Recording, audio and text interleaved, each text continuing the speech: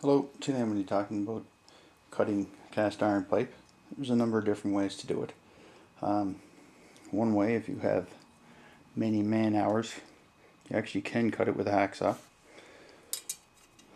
And there's actually a carbide blade that you can get for a hacksaw that you can attempt to cut it with, but if you're into some big pipe, this is definitely not the way to go.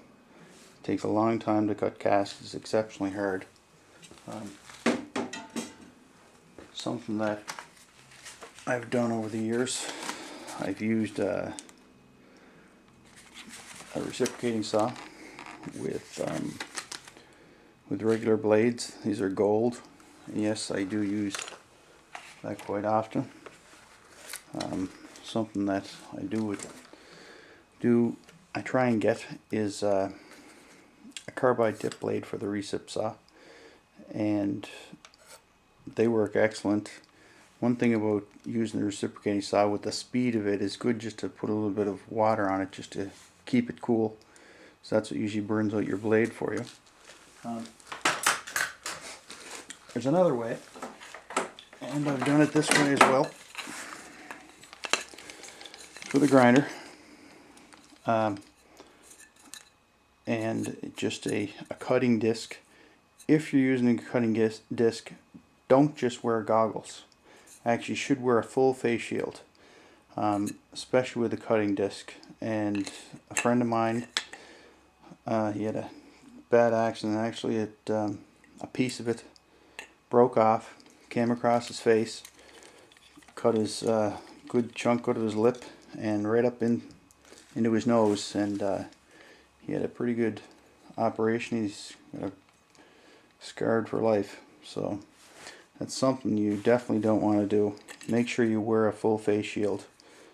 Glasses are going to save your eyes, but they do break off, and I know firsthand, I've seen it happen. But one thing, and it's very common that I probably cut most cast with, is a set of ratchet cutters, and these are just chain cutters. This set's made by Rigid, and all you do to cut cast is you swing your chain around, you hook it in the loops here, whatever size cast you're cutting, and then you dial it in so that it tightens up. As you put it on, it'll just ratchet right in, tighten up, and snap off. And I'll just give you a quick demo right now of exactly how that works. So you open it as far as it can go. Put it around your pipe.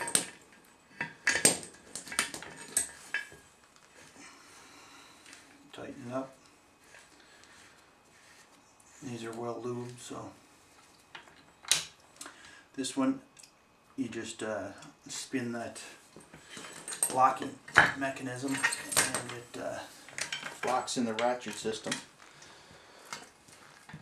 And one thing you want to do when you're cutting the cast, if you're adding plumbing to the cast iron line itself, is make sure you have the chain relatively straight in relationship to the pipe. Something you have to be careful of, though, if you are going to attach the cast iron, is that these ratchet cutters don't crush the pipe, because over time cast iron does break down, and what can happen, you can crush it and end up with a piece out of it or a serious crack. Then you're cutting the cast farther and farther back. So sometimes you want to look at using a grinder with a cutting disc. So I'm just going to give this a little snap here and see what happens.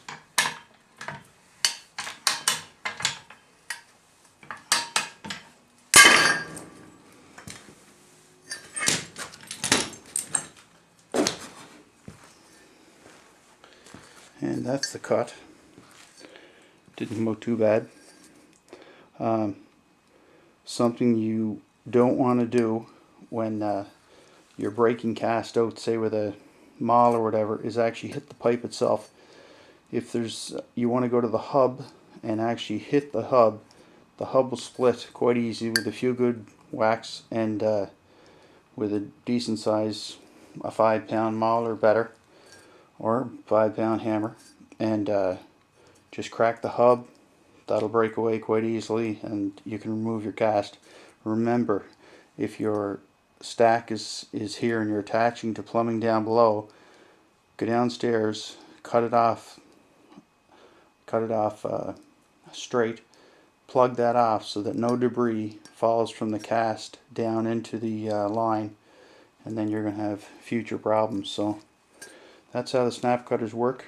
If I was doing any amount of work as far as in my home and I had to remove cast iron, I definitely look at the snap cutters.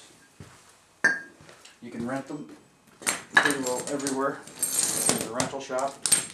They're not overly expensive. Do wear eye protection when you're using them, and you should have no problems at all.